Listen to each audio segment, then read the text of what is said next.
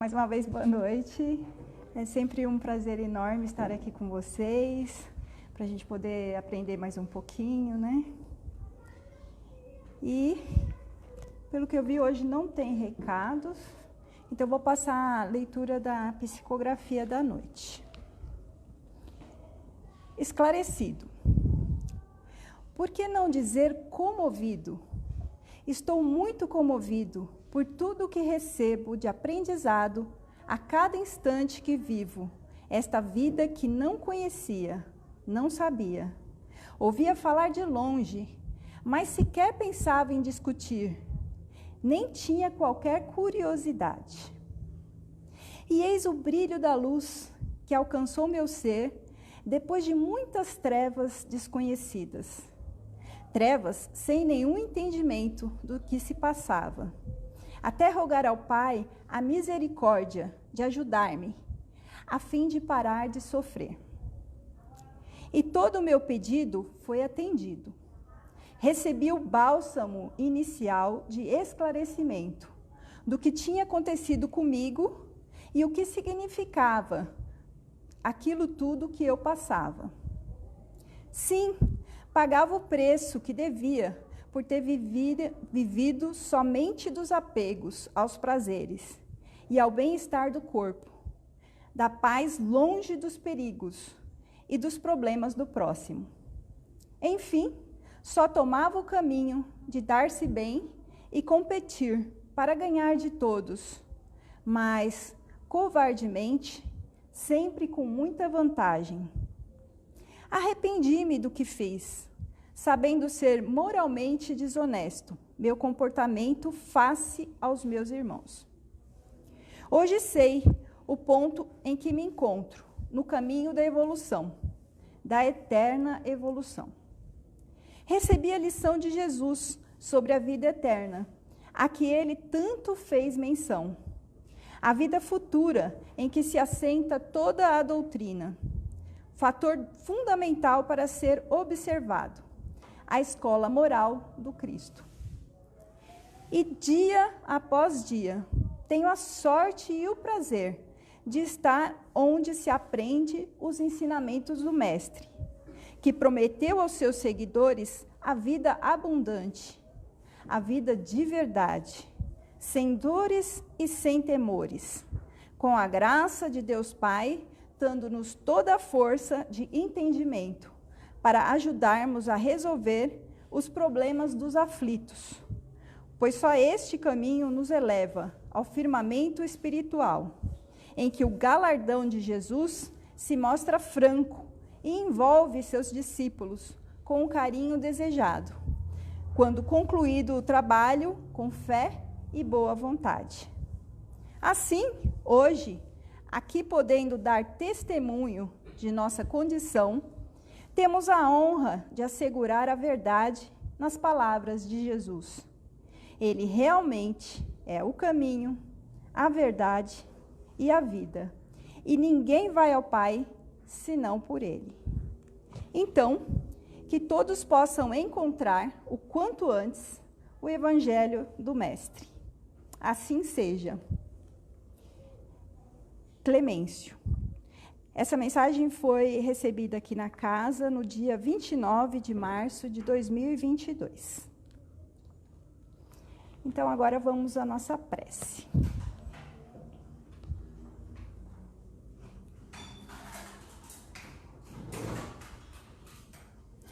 Querido Pai, amado Mestre Jesus, queridos amigos espirituais e mentores desta tarefa. Agradecemos mais uma vez pela nossa existência física, pela nossa existência espiritual, pela oportunidade de estarmos aqui reunidos entre amigos para estudarmos mais um trecho do Evangelho do Mestre. Que o nosso irmão Alexandre, que vai fazer o Evangelho de hoje, possa ser envolvido nas nossas melhores vibrações, para que com suas palavras possamos alcançar o entendimento das palavras de hoje. Que assim seja, graças a Deus.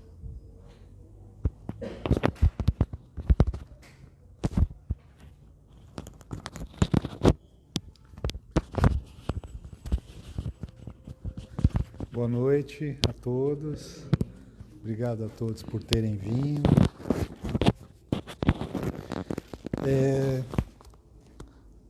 Alguns dias atrás, aqui na nossa casa, o nosso amigo Dorival falou de uma passagem do Evangelho que fala que Jesus enviou seus discípulos, né, a pregar o Evangelho. E ele falou para os discípulos não levarem nem bolsa, nem 2 capas, nem provisões, né?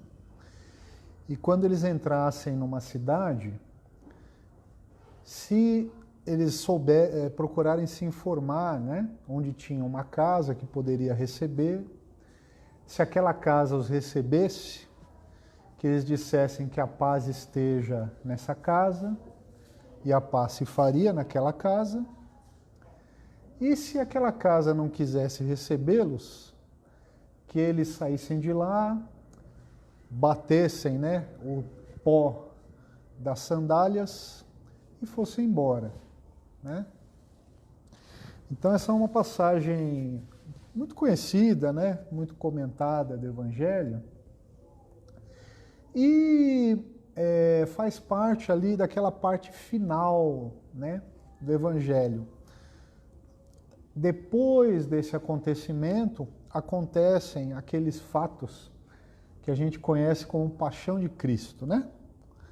Que é aquele período em que ele entra em Jerusalém, que ele é contestado ali pelos doutores da lei, pelos escribas. Aí finalmente é feita toda uma trama para que ele seja preso. E ele faz uma última ceia, né? Ou seja, ele se reúne com os discípulos uma última vez, come com eles, né? Daí que vem todo aquele rito que a gente conhece da igreja, de se repartir o pão, né? E Cristo fala que aquele pão simboliza o corpo dele, que aquele vinho é o sangue dele, né? E daí ele é preso e crucificado, né? E daí a gente conhece, né, toda a história, é muito divulgado. Após essa Santa Ceia, Jesus sai daquele local onde ele estava, que hoje em dia a gente conhece como cenáculo, né? Se a gente for lá em Jerusalém, aquele local que é atribuído, né, ninguém sabe exatamente onde foi, né? Mas tem um local lá em Jerusalém que eles chamam de cenáculo, que eles falam que foi ali que foi feita a última ceia. Então Jesus sai dali e vai para um outro local chamado Monte das Oliveiras, que é onde ele pede que faça uma vigília com ele, né? E os discípulos não aguentam, dormem. Jesus faz uma prece, pede para que seja afastado aquele cálice dele. Aí ele diz para Deus que seja feita a vontade de Deus. E nesse caminho, ele volta a falar com os discípulos sobre aquele assunto. Está no Evangelho de Lucas, capítulo 22, versículos 35 a 38. Jesus pergunta então para os discípulos assim, Jesus falando, né? Quando eu vos enviei sem bolsa, sem alforge e sem sandálias, vos faltou alguma coisa? Eles disseram, não nos faltou nada. Então Jesus lhes disse, mas agora o que tem bolsa, segure-a. Igualmente o alforge, e o que não tem, venda sua capa e compre um facão. Pois eu vos digo que deve realizar-se em mim o que está escrito. Fui contado entre os sem lei, porque tem fim o que me diz respeito. Daí os discípulos falam: Senhor, eis aqui 2 facões. Em algumas Bíblias está escrito: eis aqui 2 espadas, né? Mas a tradução mais perfeita seria facões. E daí Jesus fala: são o bastante, né? Então vamos entender mais ou menos o que acontece aqui. Jesus pergunta: vocês lembram quando eu mandei vocês que não levassem bolsa, alforge, nem mantimentos? Está lá, a gente lembra. Então ele fala: mas agora vocês têm que ter bolsa, alforges, e vocês têm que pegar uns facões. Porque o meu tempo aqui está acabando. Jesus sabia, né, que ele ia ser preso e morto. Então ele fala: meu tempo aqui está acabando. E ele sabia que os cristãos também iriam ser perseguidos depois que ele tivesse sido crucificado. Então ele muda, né? Ele fala: agora vocês têm que ter prudência, né? Geralmente, a gente leva um pouco para o lado da violência, né? A gente acha que esse facão aí, que Jesus fala para eles terem, é para que se vê alguém lá, eles dessem uma facada na pessoa, né? Como aconteceu com o próprio Pedro, né? Quando Jesus foi ser preso, ele corta a orelha de dos soldados lá que vão prender ele. Aí diz a Bíblia, né, que Jesus pega a orelha do soldado e cola ali de novo na orelha do soldado, né? Só que os discípulos de Cristo, eles eram todos trabalhadores, né?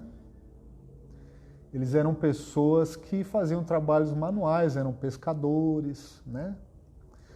Então esses facões eram as ferramentas de trabalho que eles tinham. E não só as ferramentas, mas o facão, para quem mora nas áreas ermas, nas áreas rurais, eles têm muitas utilidades, né? Eles são uma ferramenta que as pessoas utilizam no seu dia a dia. E esses facões, então, não eram para se esfaquearem outras pessoas. Era porque eles tivessem como se manter, né? Como trabalhar e como percorrer os caminhos onde eles estivessem. Isso a gente fala literalmente, né? Porque tudo no Evangelho, ele tem uma questão simbólica. Ele tem uma parte ali espiritual, né? Porque a gente não pode interpretar o Evangelho sempre ao pé da letra. Porque se a gente interpretar ao pé da letra, a gente pode resvalar em coisas erradas. Como homens no passado fizeram, né? Jesus utilizou essa coisa da espada ou do facão no passado, né? Ele fala: olha, não pense que eu vim trazer a paz, mas sim a espada. E as pessoas entenderam que era para realmente, via a espada, conquistar outros países, né? Matarem quem não era cristão. Isso era uma justificativa que as pessoas tinham. Quando, na verdade, a gente sabe que Jesus Cristo nunca pregou a violência, né? Ele nunca foi uma pessoa que suscitou que nós tivéssemos atos violentos. Então esse facão aí que ele cita, ele é simbólico. O que são essa bolsa, esse alforje, esse facão na nossa vida espiritual, né? A bolsa que o pessoal tinha naquela época era uma bolsinha que o pessoal usava em tiracolo, né? Que o pessoal guardava as moedas, guardava o dinheiro, né? E alforge, hoje em dia a gente não tem muita ideia do que seja, mas quando o pessoal tem uma montaria, o que é o alforge? Era uma coisa que se colocava no lombo do cavalo, que tinha uma bolsa de um lado, uma bolsa do outro. Então se colocava no animal, aquilo ali se chamava alforge, ficava uma bolsa de cada lado. E existia um alforge para gente também, que era uma bolsa que você colocava aqui entre a cabeça, aí ficava uma bolsa nas costas e uma na frente. Isso daí era utilizado quando as pessoas iam viajar, iam percorrer grandes distâncias, né? E o facão servia para as pessoas abrirem os caminhos, né? Quem morou em sítio, em área rural, sabe, né, que quando você vai abrir o seu Genésio, né, conhece. Quando você vai percorrer um caminho ali que você não conhece, você vai abrir uma trilha, você fica ali com o facão abrindo o caminho, né? Então, espiritualmente, essa bolsa, esse alforge, esse facão, são as nossas obras que nós fazemos no bem, nossas orações que nós carregamos, né? Que nos recarregam de força, de energia, de bom ânimo, de inteligência, para que a gente consiga percorrer o nosso caminho como cristão. Porque até hoje, quando nós decidimos nos tornarem cristãos, o mundo, ele parece, ou ele se torna meio que uma oposição a isso. O próprio Cristo, ele diz no final, tem de bom ânimo, eu venci o mundo. E nós também temos que ter bom ânimo para vencer o mundo. Está acontecendo agora, né? A gente está aqui tentando ver uma palestra e está tendo uma festinha ali.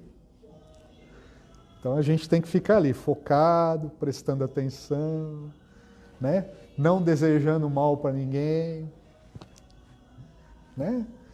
E assim como muitas outras coisas, as tentações, os obstáculos, as dificuldades, elas estão sempre em oposição àquilo que a gente deseja como cristãos. Um exemplo muito fácil que a gente pode ter é na arte, por exemplo. Se eu ligar uma televisão, o que eu vou assistir na televisão? Tudo ao contrário do que o Evangelho prega. Vou pôr lá uma novela. O que tem lá? Traições, cobiças, né? Pessoa querendo tomar uma coisa da outra, maldade, crime. Se eu pegar um jornal, o que nós temos lá? Crimes, corrupção, internet também, né? Tem pornografia, normalização da violência, filmes violentos, uma música, né? Incentivo a uma vida promíscua e assim por diante. O mundo incentiva a gente a isso. O mundo quer que nós nos tornemos viciados em bebida. O mundo quer que nós nos tornemos viciados em drogas, né? Se você pegar uma propaganda, por exemplo, de bebida alcoólica, o que está lá? Ah, olha aqui, toma isso aqui, você vai ser feliz, você vai ficar legal, vai ter sempre uma festinha, né? Então, isso que é o tal do mundo que Jesus fala, que ele venceu, e que nós precisamos também vencer. Porque o caminho cristão, ele é um caminho de dificuldade. Ele não é um caminho de sofrimento. mas ele é um caminho de dificuldade, porque a gente tem que ir contra a maré. A gente tem que ir contra o que é o normal. Nós que queremos ser cristãos, nós temos que ser diferentes, né? Nós temos que ser aquela pessoa que quando tem ali uma rodinha de gente falando mal de alguém, a gente não junta. Se a gente está num lugar que tem muitas pessoas que roubam, por exemplo, né? Sei lá, eu estou ali num meio político, num meio que rola muito dinheiro, que eu tenho oportunidade de ser corrupto, eu sou aquele que não vai ser o corrupto. Eu vou ser aquele que está ali na estrada e que não corta todo mundo pelo acostamento, né? Eu tenho que ser aquele que é cortado. Então eu fico parado ali, vem um monte de gente e corta o meu caminho ali. Não é difícil fazer isso? É difícil, né? Mas eu sou esse. Eu tenho que ser esse daí. E para isso, né, nós não podemos ficar na superficialidade. O que seria a superficialidade? Ficar ali na superfície, né? Não me aprofundar. Para qualquer coisa na nossa vida, nós podemos ficar ali na superfície.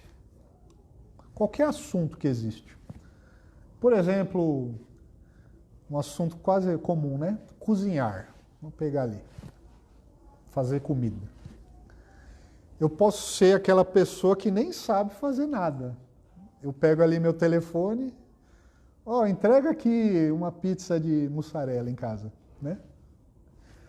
Aí no outro dia fala, entrega aqui 2 hot dogs.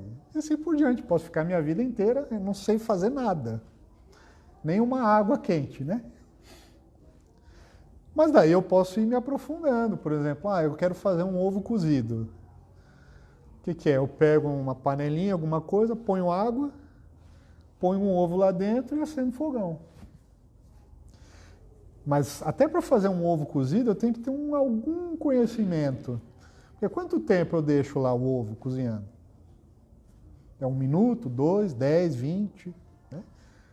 Tem gente que não sabe isso. Né? Quanto tempo um ovo leva para cozinhar? Né? Aí eu vou aprofundando. Em vez de deixar ovo, eu quebro, ponho um temperinho, bato, tal, faço um omelete. Aí eu posso incrementar, ponho um pouquinho de presunto, queijo, ponho um tomatinho. Não enjoei do ovo, eu quero fazer uma carne. E assim por diante, né? É um assunto que é para a vida inteira. Tanto é que nós temos os grandes chefes aí, os grandes... Né? E no caso da nossa espiritualidade, eu também posso ficar lá na superficialidade ou me aprofundar. O que é ficar na superficialidade espiritualmente? É eu seguir lá alguns rituais, né? Sigo lá um dia santo, né? A gente teve o Corpus Christi aqui, né? Muitas pessoas, se a gente perguntar na rua, é feriado, tal. Que feriado que é? Acho que é Corpus Christi, tal. O que é Corpus Christi? Não sei. Né? A Páscoa, o pessoal já tem uma ideia um pouco. A Páscoa é o nascimento de Cristo, né? Não. A Páscoa é a ressurreição. O nascimento é no Natal. Tá. Né? Então eu fico ali, né? Eu posso frequentar um determinado lugar algumas vezes por semana, passo ali meia hora, 40 minutos.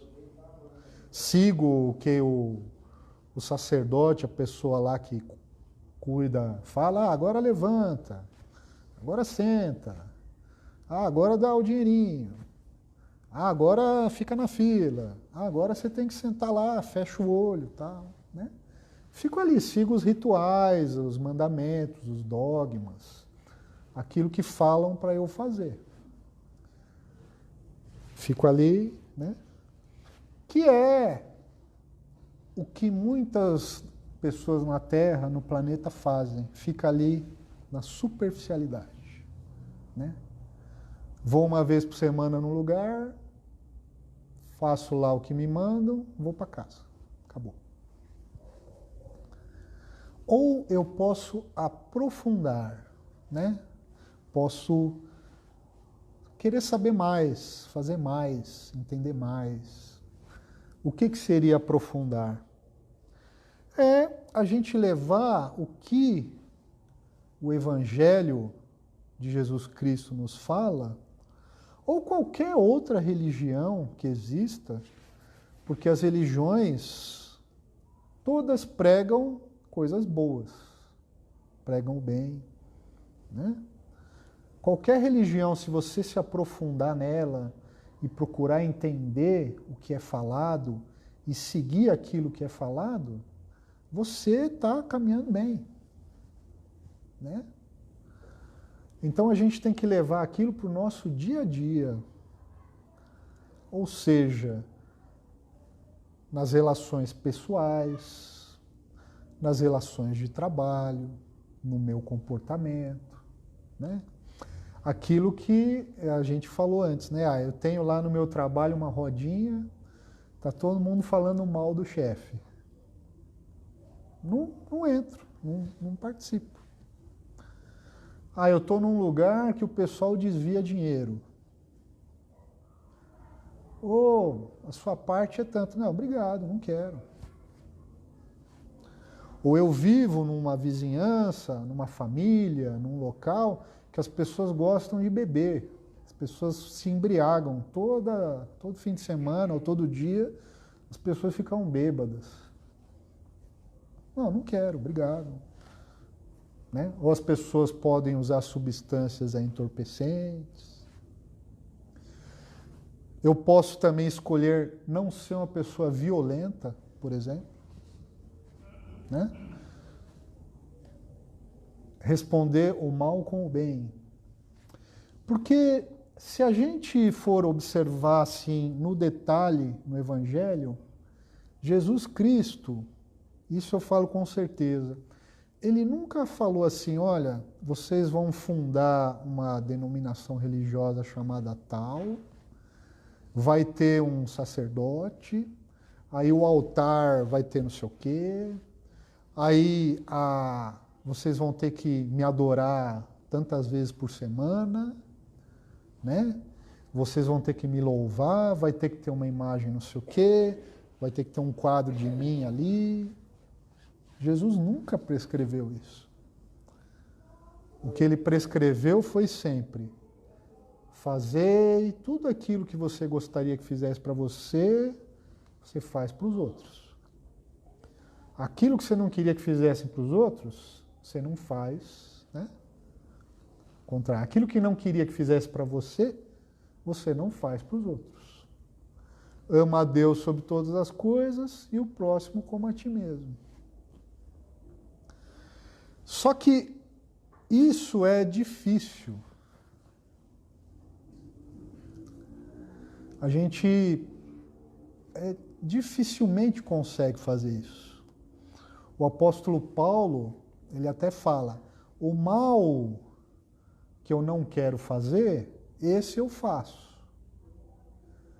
E o bem que eu quero fazer, esse eu não faço. E essa frase, ela pode ser colocada para nós também, né? Em muitas situações. Então, por que a gente então vai para aquele outro lado lá de ficar no ritual, frequentar um lugar, ter um dia santo, usar uma roupa não sei o quê? Porque é mais fácil, né?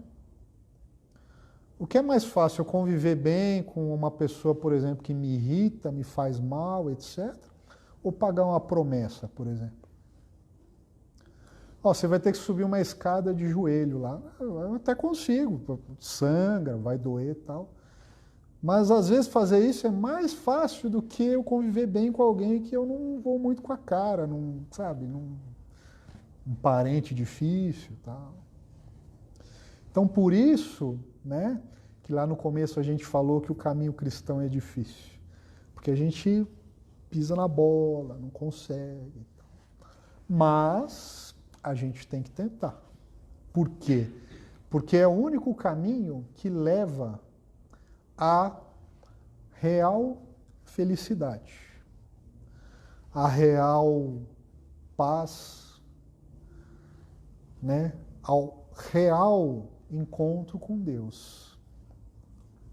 Seria muito, muito mesquinho nós imaginarmos que Deus quer apenas que nós fiquemos indo para um lugar, rezando para Ele, louvando Ele, fazendo uns rituais, etc., e acabou. Né? É por isso que, por exemplo, no passado, as pessoas, por exemplo, iam num determinado templo, num determinado lugar, e depois eles saíam dali e iam participar de guerras. As pessoas tinham escravos, né? Os romanos tinham escravos. As pessoas invadiam a terra de outros locais, escravizavam as pessoas, matavam, torturavam as pessoas.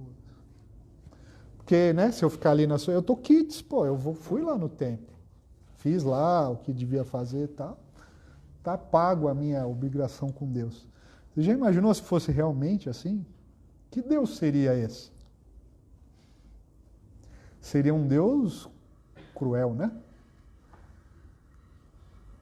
Então, o próprio raciocínio nos faz pensar que não pode ser desse jeito.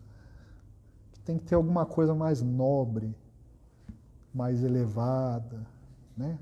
Mais alta. Porque como é que a gente pode dizer que Deus é amor e justiça? E daí a gente cometer atos de maldade com as outras pessoas e está tudo bem. Então não é por aí. Né? Por isso que o título, né, que eu pedi aqui para colocar lá da palestra seria A Ação. Porque é um evangelho para a gente agir, para a gente fazer. Né? Para a gente não ficar querendo receber coisas de Deus, mas para a gente fazer coisas para que nós sejamos dignos de um dia a gente poder se encontrar com Ele. É isso. Então, muito obrigado. Obrigado pela paciência. Que a gente tenha que nós tenhamos todos uma ótima semana, tá? Espero vê-los aqui novamente em outra oportunidade. Muito obrigado.